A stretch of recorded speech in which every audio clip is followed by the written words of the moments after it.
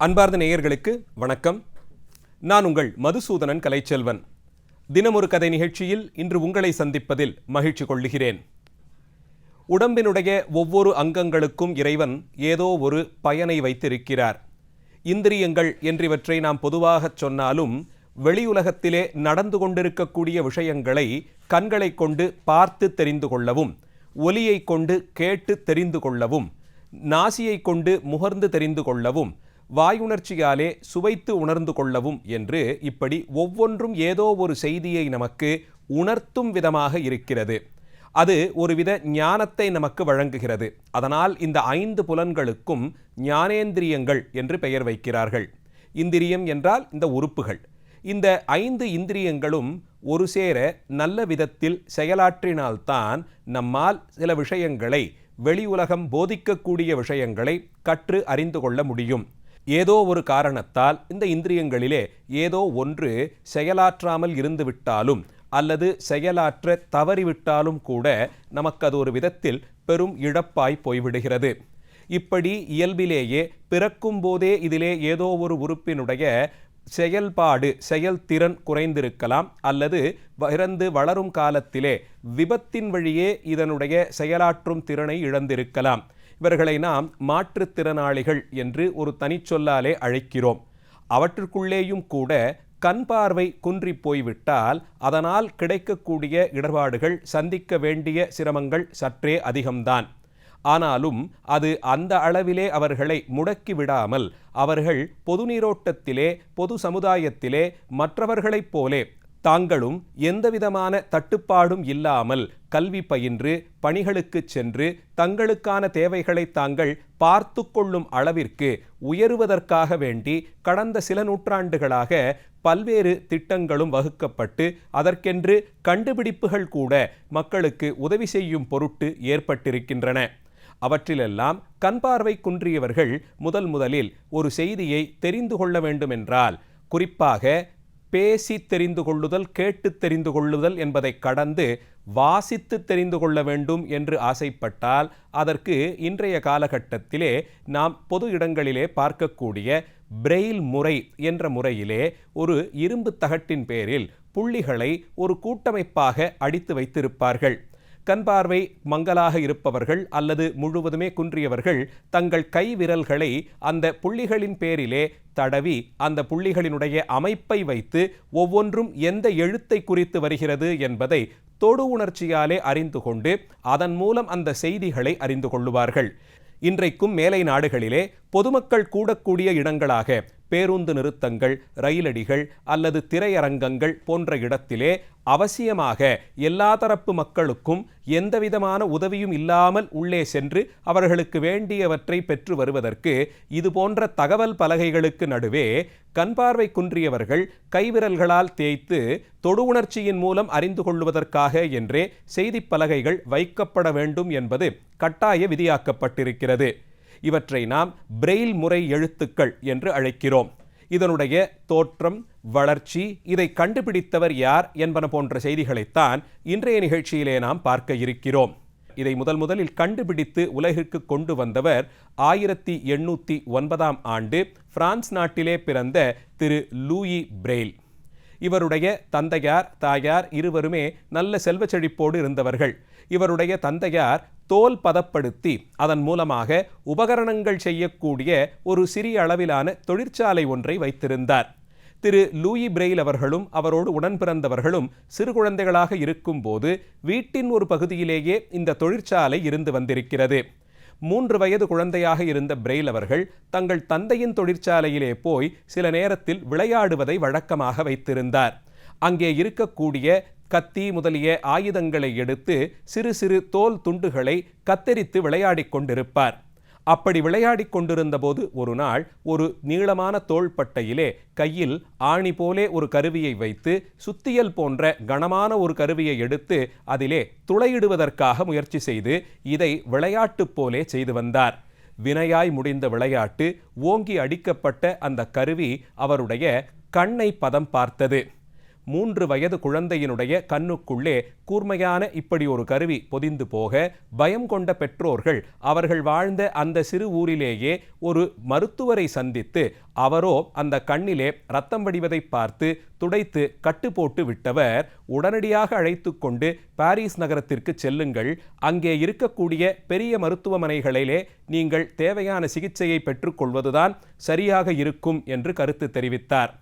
பெற்றோரும் குழந்தைக்கு இப்படி நேர்ந்துவிட்ட நிலையில் வேறு வழியில்லாமல் உடனடியாக பாரிஸ் நகரத்திற்கு பயணம் செய்தார்கள். ஆனால் அடுத்த நாளே அங்கு சென்று சேர்ந்தபோது இதற்கு மேல் இதிலே தீர்வு காண்பதற்கு வழியில்லை, இவருடைய இந்த ஒரு கண் பார்வை பறிபோனதுதான் என்று மருத்துவர்கள் கைவிரித்து விட்டார்கள்.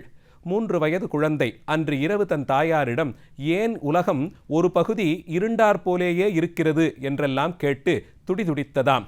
அந்த நிலையிலே ஒரு கண் பார்வை பிழைத்தது என்று நினைத்தவர்களுக்கு சில தினங்களிலேயே அதிர்ச்சி காத்திருந்தது.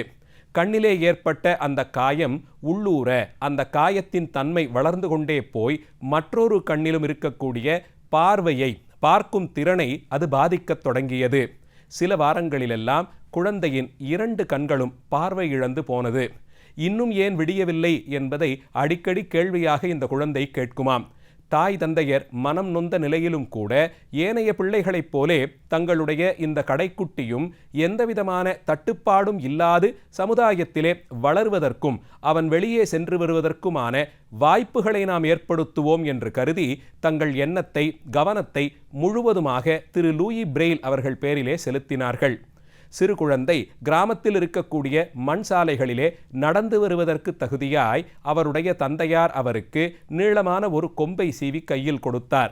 தினமும் அந்த குழந்தையை கையை பிடித்து கொண்டு அந்த குழந்தை கையிலே இருக்கும் கொம்பை வைத்து கொண்டு தெருக்களை அறிந்து வருவதற்கு அந்த கம்பை கொண்டு அளந்தளந்து அடிகளை வைத்து ஊரிலே இருக்கக்கூடிய வீதிகளெல்லாம் கண் தெரியாத போதும் கூட மனதிலே பதியும்படியாக பழக்கி வைத்தார்கள். வீட்டுக்குள்ளே இருந்த அமைப்பை, ஒரு வீடு என்றால் அதிலே நாம் அமரக்கூடிய இடங்கள், உண்ணும் இடம், இதெல்லாம் இருக்குமே, அந்த அமைப்பிலே எந்தவிதமான இடர்பாடும் இல்லாமல் கண் தெரியாத நிலையில் கூட அவர் நடந்து நடந்து அந்த வரைபடத்தை மனதிலே வாங்கிக் கொள்ளும்படியாக பயிற்றுவித்தார்கள். இவரினுடைய ஞாபக சக்தியும் ஒரு விஷயத்தை யாராவது பேசினால் அதை உடனடியாக உள்வாங்கிக் கொள்ளும் திறமும் எல்லோரையும் ஆச்சரியப்பட வைத்தது. ஊரில் இருந்தவர்களும் சின்ன குழந்தைக்கு இப்படி ஆகிவிட்டதே என்று அவர் பேரிலே பச்சாதாபம் கொண்டு அவரோடு தினமும் பேசவும் பழகவும் தொடங்கினார்கள்.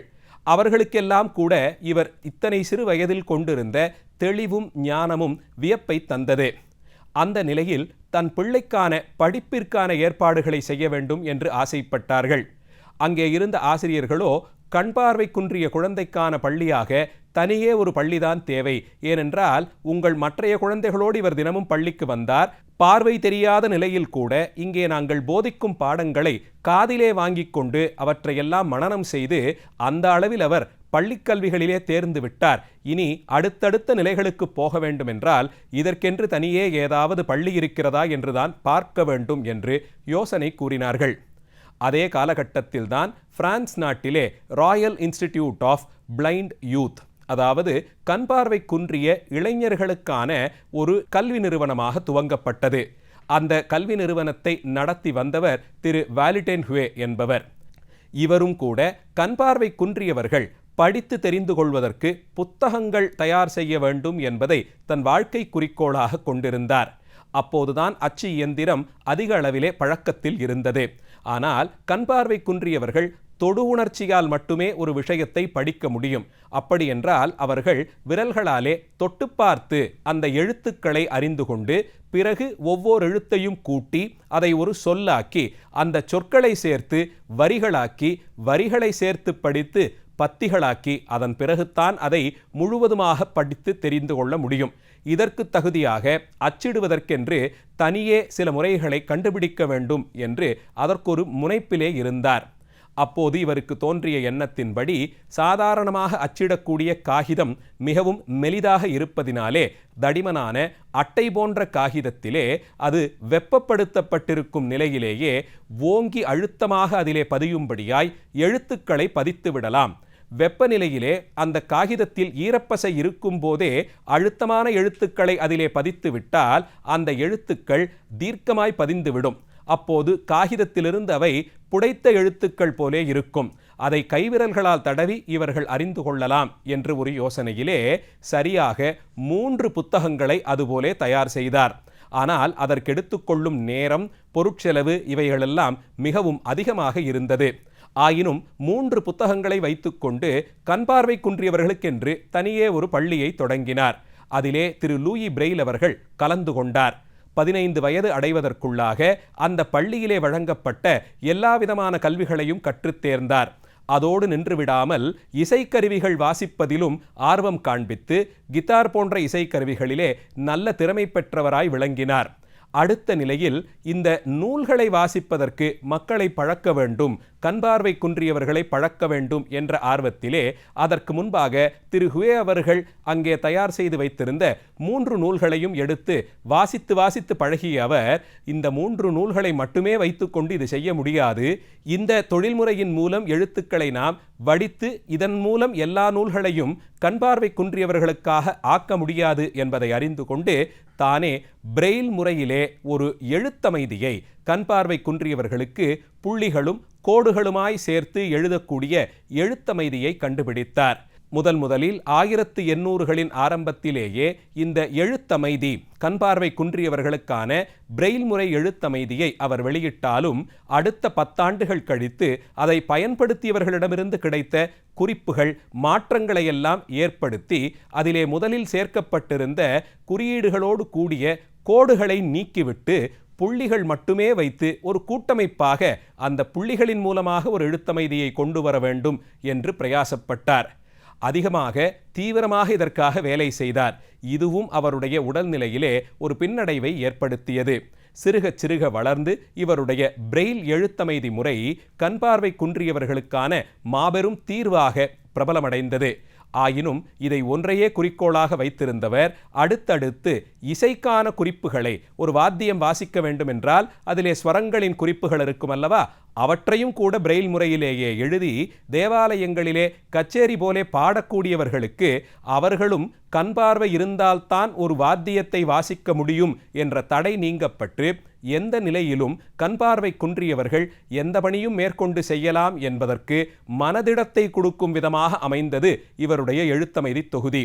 ஆயினும் இவர் 43ஆம் வயதிலே உடல்நிலை பாதிப்பால் இறந்துவிட்டு போன பிறகு இந்த பிரெயில் எழுத்தமைதி முறை அதிகம் மக்களால் பயன்படுத்தப்படாமலிருந்து அதற்கு தேவையான மாற்றங்களும் நடந்து இந்த நூற்றாண்டிலே உலகெங்கிலும் பல மொழிகளிலும் இந்த பிரெயில் எழுத்தமைதி முறையிலே மொழியை கண்பார்வை குன்றியவர்கள் அறிந்து கொள்ளும்படியாய் எழுதி பொது இடங்களிலே அவற்றை கொண்டு எல்லா தரப்பு மக்களும் எந்த இடர்பாடும் இல்லாமல் செய்திகளை தெரிந்து கொள்ளும் விதமாக ஏற்பாடு செய்திருக்கிறார்கள். 2 நூற்றாண்டுகளுக்கு முன்பாகவே கண்பார்வை குன்றியவர்களுக்கு அவர்களுக்கான வாழ்வாதாரத்தை ஏற்படுத்த முனைந்து அதிலே வெற்றியும் கண்ட திரு லூயி பிரெயில் அவர்களை பற்றி இன்றைய நிகழ்ச்சியிலே பார்த்தோம். நாளைய தினம் மீண்டும் ஒரு கதையோடு உங்களை சந்திக்கிறேன். நன்றி, வணக்கம்.